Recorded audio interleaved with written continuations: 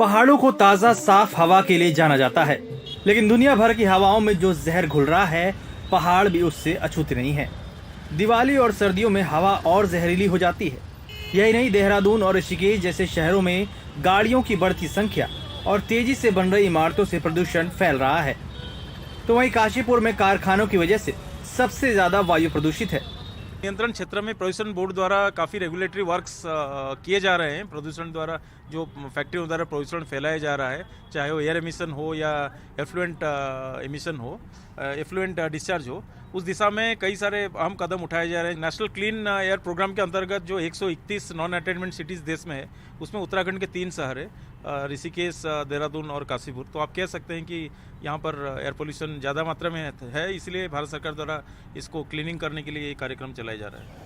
इस साल की शुरुआत से अगस्त तक के आंकड़े देखें तो पाएंगे कि ऋषिकेश, देहरादून और काशीपुर में हवा प्रदूषित होती जा रही है। जून के महीने में ऋषिकेश में PM10 167 रहा।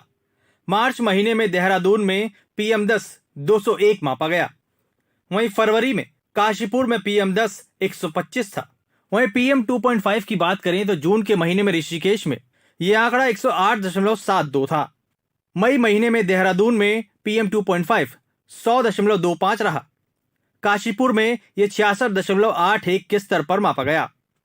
वैज्ञानिकों की चिंता यह है कि देहरादून और ऋषिकेश में चारों तरफ फॉरेस्ट एरिया होने के बाद भी यहाँ वायु प्रदूषण ज्यादा है, जिसकी वजह से कई तरह की बीमारियां हो रही हैं।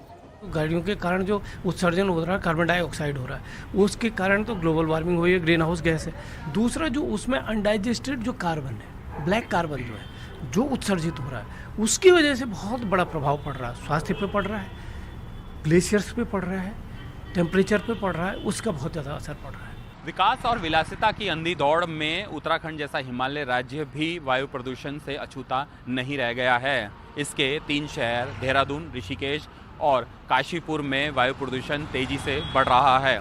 इसकी वजह सड़कों पर बेहिसाब गाड़ियां दौड़ रही है और उससे निकलने वाला धुआं वायु प्रदूषण को बढ़ा रहा है। इसके अलावा लगातार हो रहे बड़े निर्माण से उठने वाली धूल भी प्रदूषण को और बढ़ा रही है।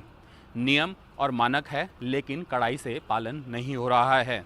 अगर इसी तरह से वायु प्रदूषण बढ़ता रहा तो इंसानों के लिए तो ये खतरा है, वहीं हिमालय के ग्लेशियरों के लिए भी एक बड़े खतरे की घंटी है।